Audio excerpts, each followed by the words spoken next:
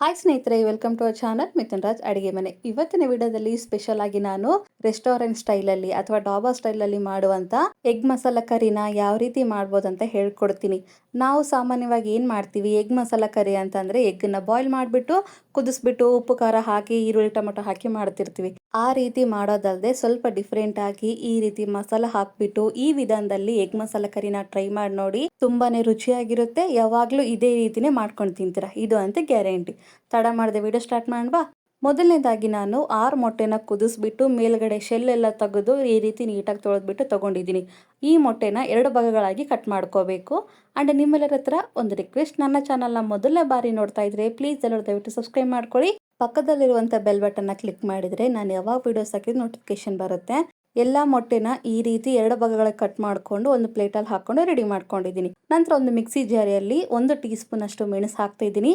ನಂತರ ಅರ್ಧ tea spoon ಅಷ್ಟು ಸೋಂಪು ಹಾಕ್ತಾ ಇದ್ದೀನಿ. 1 ಟೀ ಸ್ಪೂನ್ ಅಷ್ಟು ಧನಿಯಾ ಕಾಳನ್ನು ಹಾಕ್ಕೊತಾ ಇದ್ದೀನಿ. ನಂತರ ಅರ್ಧ ಟೀ ಸ್ಪೂನ್ ಅಷ್ಟು ಜೀರಿಗೆನ ಹಾಕ್ಕೊಂಡು ಮಿಕ್ಸಿ ಮುಚ್ಚಳನ ಮುಚ್ಚಿ ಎಷ್ಟು ಸಾಧ್ಯನೋ ಅಷ್ಟು ಫೈನ್ ಆಗಿ ಪೌಡರ್ ಥರ ಮಾಡ್ಕೊಳ್ಳಿ. ಈ ಮಸಾಲ ಹಾಕಿ ಎಗ್ ಕರಿ ಮಾಡೋದ್ರಿಂದ ಎಕ್ಸ್ಟ್ರಾ ಟೇಸ್ಟು ತುಂಬ ರುಚಿಯಾಗಿ ಬರುತ್ತೆ. ಗ್ರೇವಿ ಥಿಕ್ನೆಸ್ ಕೂಡ ಜಾಸ್ತಿ ಆಗುತ್ತೆ. ಈ ರೀತಿ ಫೈನ್ ಆಗಿ ಪೌಡರ್ ಥರ ಮಾಡ್ಕೊಂಡಿದ್ಮೇಲೆ ಒಂದು ಬೌಲಲ್ಲಿ ಹಾಕ್ಕೊಂಡು ಸೈಡಲ್ಲಿ ಎತ್ತಿಟ್ಕೊಳ್ಳಿ. ನಂತರ ಇನ್ನೊಂದು ಮಿಕ್ಸಿ ಜಾರಿಯಲ್ಲಿ 2 ಮೀಡಿಯಂ ಸೈಜ್ ಆಗಿರುವಂಥ ಟೊಮೊಟೊನ ಈ ರೀತಿ ಸಣ್ಣದಾಗಿ ಕಟ್ ಮಾಡ್ಕೊಂಡು ಹಾಕ್ತಾ ಇದ್ದೀನಿ. ನಂತರ 4 ಹಸಿಮೆಣಸಿನ್ಕಾಯಿನ ಹಾಕ್ತಾ ಇದ್ದೀನಿ. ನಂತರ ಫ್ರೆಶ್ ಆಗಿರುವಂಥ ಪುದೀನ ಹಾಕ್ತಾ ಇದ್ದೀನಿ. ಜಾಸ್ತಿ ಹಾಕೋಬೇಡಿ, ಸ್ವಲ್ಪ ಹಾಕೊಳ್ಳಿ. ನಂತರ ನೀಟಾಗಿ ತೊಳೆದಿರುವಂಥ ಕೊತ್ತಂಬರಿನ ಸ್ವಲ್ಪ ಹಾಕ್ಕೊಂಡು 6 ಇಂದ 7 ಬಾದಾಮಿನ ಹಾಕ್ತಾ ಇದ್ದೀನಿ. ಬಾದಾಮಿ ಹಾಕೋದ್ರಿಂದ ಥಿಕ್ನೆಸ್ ಬರುತ್ತೆ. ಹಾಗಾಗಿ 2 ಟೇಬಲ್ ಸ್ಪೂನ್ ಅಷ್ಟು ಮೊಸರು ಹಾಕ್ತಿದ್ದೀನಿ. ಆದಷ್ಟು ಫ್ರೆಶ್ ಆಗಿರುವಂಥ ಮೊಸರನ್ನ ಯೂಸ್ ಮಾಡಿ. ರುಚಿಗೆ ತಕ್ಕಷ್ಟು ಉಪ್ಪನ್ನು ಹಾಕ್ಕೊಂಡು ನೀರು ಬೆರೆಸದೆ ಹಾಗೆ ಮಿಕ್ಸಿ ಮಾಡ್ಕೊಳ್ಳಿ. ಎಷ್ಟು ಸಾಧ್ಯನೋ ಅಷ್ಟು ಫೈನಾಗಿ ಮಿಕ್ಸಿ ಮಾಡ್ಕೋಬೇಕು, ನೆನ್ಪಿಟ್ಕೊಳ್ಳಿ. ನೀರನ್ನು ಜಾಸ್ತಿ ಹಾಕ್ಕೊಳ್ಳೋಕ್ಕೆ ಹೋಗಬೇಡಿ. ಮಿಕ್ಸಿ ಮಾಡಿದ ಮೇಲೆ ಕನ್ಸಿಸ್ಟೆನ್ಸಿ ತೋರಿಸ್ತಿದ್ದೆ ನೋಡಿ, ಇಷ್ಟಿರಲಿ.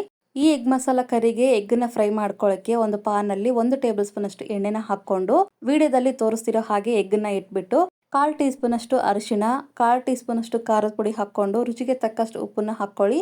ನಂತರ ಮಿಕ್ಸಿ ಮಾಡಿರುವಂಥ ಮಸಾಲ ಇರುತ್ತಲ್ಲ ಅದನ್ನು ಹಾಕ್ಕೊಂಡು ಸ್ವಲ್ಪ ಸಣ್ಣದಾಗಿ ಕಟ್ ಮಾಡ್ಕೊಂಡಿರುವಂಥ ಈರುಳ್ಳಿನ ಹಾಕ್ಕೊಳ್ಳಿ. ಫ್ರೆಶ್ ಆಗಿರುವಂಥ ಕರಿಬೇವನ್ನ ಹಾಕ್ಕೊಂಡು ಫ್ರೆಶ್ ಆಗಿರುವಂಥ ಕೊತ್ತಂಬರಿ ಕೂಡ ಮೇಲ್ಗಡೆ ಹಾಕ್ಕೊಂಡು ಗ್ಯಾಸನ್ನು ಮೀಡಿಯಂ ಫ್ಲೇಮಲ್ಲಿ ಇಟ್ಕೊಂಡು 2 ಕಡೆ ಎಗ್ಗನ್ನ ನೀಟಾಗಿ ಫ್ರೈ ಮಾಡ್ಕೋಬೇಕು. ನೆನ್ಪಿಟ್ಕೊಳ್ಳಿ, ಎಗ್ ಬ್ರೇಕ್ ಆಗಬಾರ್ದು ಮತ್ತು ಎಲ್ಲೋ ಪಾರ್ಟು ವೈಟ್ ಪಾರ್ಟು ಕೂಡ ಸಪ್ರೇಟ್ ಆಗಬಾರ್ದು. ಆದಷ್ಟು ಗ್ಯಾಸನ್ನು ಮೀಡಿಯಂ ಫ್ಲೇಮಲ್ಲಿ ಇಟ್ಕೊಂಡು ಒಂದು 5 ನಿಮಿಷ ಎಗ್ಗನ್ನು ಫ್ರೈ ಮಾಡ್ಕೊಳ್ಳಿ. ಈ ರೀತಿ ಮಾಡೋದ್ರಿಂದ ಎಗ್ಗೆ ಉಪ್ಪು ಖಾರ ಎಲ್ಲ ಕರೆಕ್ಟಾಗಿ ಸೆಟ್ ಆಗುತ್ತೆ.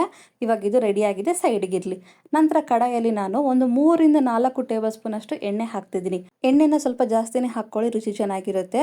ಎಣ್ಣೆ ಬಿಸಿ ಆದಮೇಲೆ 2 ಮೀಡಿಯಂ ಸೈಜ್ ಆಗಿರುವಂಥ ಈರುಳ್ಳಿನ ಸಣ್ಣದಾಗಿ ಕಟ್ ಮಾಡಿಕೊಂಡು ಹಾಕ್ತಾ ಇದ್ದೀನಿ. ಗ್ಯಾಸನ್ನು ಮೀಡಿಯಂ ಫ್ಲೇಮಲ್ಲಿ ಇಟ್ಕೊಂಡು ಈರುಳ್ಳಿ ಕಂಪ್ಲೀಟಾಗಿ ಗೋಲ್ಡನ್ ಕಲರ್ ಬರೋವರೆಗೂ ಫ್ರೈ ಮಾಡಬೇಕು. ಯಾಕೆ ಅಂದರೆ ಕರಿನಲ್ಲಿ ಈ ಈರುಳ್ಳಿ ಕಾಣಿಸ್ಬಾರ್ದು, ಅಲ್ಲಿವರೆಗೂ ಫ್ರೈ ಮಾಡ್ಕೋಬೇಕು. ಈ ರೀತಿ ಫ್ರೈ ಮಾಡ್ಕೊಂಡಿದ್ಮೇಲೆ ಇವಾಗ ಇದಕ್ಕೆ ಫ್ರೆಶ್ ಆಗಿರುವಂಥ ಶುಂಠಿ ಬೆಳ್ಳುಳ್ಳಿ ಪೇಸ್ಟ್ ಹಾಕ್ತಿದ್ದೀನಿ. 1.5 ಟೀ ಸ್ಪೂನ್ ಅಷ್ಟು ಮಿಕ್ಸಿ ಮಾಡಿರುವಂಥ ಮೆಣಸು ಜೀರಿಗೆ ಏನಿರುತ್ತಲ್ಲ ಆ ಪೌಡರ್ನ ಕೂಡ ಹಾಕ್ಕೊಂಡು ಗ್ಯಾಸನ್ನು ಮೀಡಿಯಂ ಫ್ಲೇಮಲ್ಲಿ ಇಟ್ಕೊಂಡು ಶುಂಠಿ ಬೆಳ್ಳುಳ್ಳಿ ಪೇಸ್ಟು ಮತ್ತು ಪೌಡರ್ನಲ್ಲಿರುವಂಥ ಹಸಿ ವಾಸನೆ ಎಲ್ಲ ಹೋಗೋವರೆಗೂ ಫ್ರೈ ಮಾಡ್ಕೊಳ್ಳೋಣ. ಈ ರೀತಿ ಎಲ್ಲ ಫ್ರೈ ಆಗಿದ್ಮೇಲೆ ಇವಾಗ ಇದಕ್ಕೆ ಮಿಕ್ಸಿ ಮಾಡಿರುವಂಥ ಪೇಸ್ಟನ್ನು ಹಾಕೋಣ. ಟೊಮೊಟೊ ಪೇಸ್ಟ್ ಏನಿದೆ ಅಲ್ಲ ಅದು ಎಲ್ಲ ಪೇಸ್ಟನ್ನು ಹಾಕ್ಕೊಂಡಿದ್ಮೇಲೆ ನೀಟಾಗಿ ಮಿಕ್ಸ್ ಮಾಡ್ಕೊಳ್ಳೋಣ. ಈ ಎಗ್ ಮಸಾಲ ಕರಿ ರೊಟ್ಟಿ, ಚಪಾತಿ ಮತ್ತು ದೋಸೆ, ಬಿರಿಯಾನಿ, ಕುಷ್ಕ ಅದು ಇದು ಅಂತಲ್ಲ, ಎಲ್ಲದಕ್ಕೂ ಸಖತ್ತಾಗಿರುತ್ತೆ. ರಾಗಿ ಮುದ್ದೆಗೂ ಸೂಪರ್ ಆಗಿರುತ್ತೆ. ಎಲ್ಲನೂ ನೀಟಾಗಿ ಮಿಕ್ಸ್ ಮಾಡ್ಕೊಂಡಿದ್ಮೇಲೆ ಮುಚ್ಚಳನ ಮುಚ್ಚಿ ಮೇಲ್ಗಡೆ ಎಣ್ಣೆ ತೇಲೋವರೆಗೂ ನಾವು ಫ್ರೈ ಮಾಡ್ಕೋಬೇಕು. ಈ ರೀತಿ ಎಣ್ಣೆ ತೇಲ್ತಿದೆ ಅನ್ನೋ ಟೈಮಲ್ಲಿ ಇನ್ನೊಂದ್ಸರಿ ನೀಟಾಗಿ ಮಿಕ್ಸ್ ಮಾಡ್ಕೊಳ್ಳೋಣ. ಗ್ರೇವಿ ಕನ್ಸಿಸ್ಟೆನ್ಸಿ ನೋಡಿ ಯಾವ ಥರ ಹತ್ರ ಆಗಿದೆ ಅಂತ. ಇನ್ನೊಂದ್ಸರಿ ನೀಟಾಗಿ ಮಿಕ್ಸ್ ಮಾಡಿಕೊಂಡು ಇವಾಗ ಇದಕ್ಕೆ ರುಚಿಗೆ ತಕ್ಕಷ್ಟು ಉಪ್ಪನ್ನು ಹಾಕ್ಕೊಳ್ಳಿ. ಉಪ್ಪು ಭಾಳ ಸರ ಹಾಕಿರ್ತೀವಿ, ನೋಡ್ಕೊಂಡು ಹಾಕ್ಕೊಳ್ಳಿ. ಸ್ವಲ್ಪ ಅರಿಶಿಣ ಪುಡಿ, ಒಂದು ಅರ್ಧ ಟೀ ಸ್ಪೂನ್ ಅಷ್ಟು ಗರಂ ಮಸಾಲ, ಖಾರಕ್ಕೆ ತಕ್ಕಂಗೆ ಖಾರದ ಪುಡಿನ ಹಾಕ್ಕೊಳ್ಳಿ. ನಾನಿಲ್ಲಿ ಸ್ವಲ್ಪ ಸ್ಪೈಸಿಯಾಗಿ ಮಾಡ್ತಿದ್ದೀನಿ, ಅದಕ್ಕಾಗಿ ನಾನು ಹಸಿಮೆಣಸಿನ್ಕಾಯಿ ಮತ್ತು ಖಾರದ ಪುಡಿ ಎರಡನ್ನೂ ಹಾಕ್ಕೊಂಡಿದ್ದೀನಿ. ಎಲ್ಲ ಮಸಾಲೆನ ಹಾಕ್ಕೊಂಡಿದ್ಮೇಲೆ ನೀಟಾಗಿ ಮಿಕ್ಸ್ ಮಾಡಿಕೊಂಡು ಗ್ಯಾಸನ್ನು ಮೀಡಿಯಂ ಫ್ಲೇಮಲ್ಲಿ ಇಟ್ಕೊಂಡು 1-2 ನಿಮಿಷ ನೀಟಾಗಿ ಫ್ರೈ ಮಾಡ್ಕೊಳ್ಳೋಣ. 2 ನಿಮಿಷ ಆದಮೇಲೆ ಇನ್ನೊಂದ್ಸರಿ ನೀಟಾಗಿ ಕಲಿಸ್ಕೊಂಡು ಕನ್ಸಿಸ್ಟೆನ್ಸಿಗೆ ತಕ್ಕಂಗೆ ನೀರನ್ನು ಹಾಕ್ಕೊಳ್ಳಿ. ಫಸ್ಟ್ ನಾನು ಅರ್ಧ ಲೋಟದಷ್ಟು ನೀರನ್ನು ಹಾಕ್ಕೊಂಡು ನೀಟಾಗಿ ಮಿಕ್ಸ್ ಮಾಡಿಕೊಂಡೆ. ಯಾಕೋ ನನಗಿಲ್ಲಿ ಗ್ರೇವಿ ಕನ್ಸಿಸ್ಟೆನ್ಸಿ ಸ್ವಲ್ಪ ತಿಕ್ಕಾಯಿತು ಅನ್ನಿಸ್ತು. ಹಾಗಾಗಿ ಇನ್ನೂ ಒಂದು ಅರ್ಧ ಲೋಟದಷ್ಟು ನೀರನ್ನು ಹಾಕ್ಕೊಂಡು ಇನ್ನೊಂದ್ಸರಿ ನೀಟಾಗಿ ಮಿಕ್ಸ್ ಮಾಡ್ಕೊತೀನಿ. ಇವಾಗಲೇ ಗ್ರೇವಿ ಕನ್ಸಿಸ್ಟೆನ್ಸಿನ ತುಂಬ ತಿಕ್ಕಾಗಿ ಮಾಡ್ಕೊಳ್ಳೋಕ್ಕೆ ಹೋಗಬೇಡಿ, ಯಾಕೆಂದರೆ ಕುದ್ಮೇಲೆ ಇನ್ನೂ ಸ್ವಲ್ಪ ಹತ್ರ ಆಗುತ್ತೆ. ಹಾಗಾಗಿ ಇವಾಗ ಗ್ಯಾಸನ್ನ ಲೋ ಫ್ಲೇಮಲ್ಲಿ ಇಟ್ಕೊಂಡು ಮುಚ್ಚಳನ ಮುಚ್ಚಿ ಗ್ರೇವಿ ಮೇಲೆ ಎಣ್ಣೆ ತೇಲೋವರೆಗೂ ಕುದಿಸ್ಕೋಬೇಕು. ಈ ರೀತಿ ಎಣ್ಣೆ ತೇಲ್ತಿದೆ ಅನ್ನೋ ಟೈಮಲ್ಲಿ ಇನ್ನೊಂದ್ಸರಿ ನೀಟಾಗಿ ಮಿಕ್ಸ್ ಮಾಡ್ಕೊಳ್ಳಿ. ಕನ್ಸಿಸ್ಟೆನ್ಸಿ ನೋಡಿ ಗ್ರೇವಿದು ಪರ್ಫೆಕ್ಟ್ ಆಗಿದೆ, ಹತ್ರ ಆಗಿದೆ. ಇವಾಗ ಗ್ಯಾಸನ್ನು ಲೋ ಫ್ಲೇಮಲ್ಲಿ ಇಟ್ಕೊಂಡು ಆಲ್ರೆಡಿ ಫ್ರೈ ಮಾಡಿರುವಂಥ ಎಗ್ಸ್ನ ಹಾಕ್ತಾ ಇದ್ದೀನಿ. ಸ್ವಲ್ಪ ನಿಧಾನವಾಗಿ ಹಾಕ್ಕೊಳ್ಳಿ, ಎಗ್ಗು ಬ್ರೇಕ್ ಆಗಬಾರ್ದು. ನಂತರ 2 ಹಸಿಮೆಣಸಿನ್ಕಾಯಿನ ಈ ರೀತಿ ಸಣ್ಣದಾಗಿ ಕಟ್ ಮಾಡ್ಕೊಂಡು ಹಾಕ್ತಿದ್ದೀನಿ.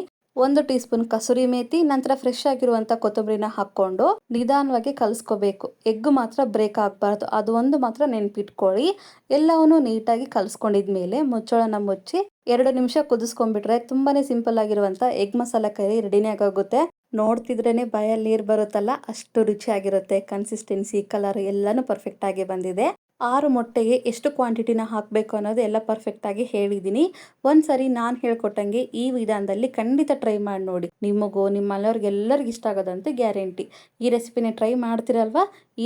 ಈ ವಿಡಿಯೋ ನಿಮಗೆ ಇಷ್ಟ ಆದರೆ ನನ್ನ ಚಾನಲ್ನ like, share, comment and subscribe ಮಾಡ್ಕೊಳ್ಳೋದನ್ನ ಮಾತ್ರ ಮರಿಬಿಡೋಕಿನ.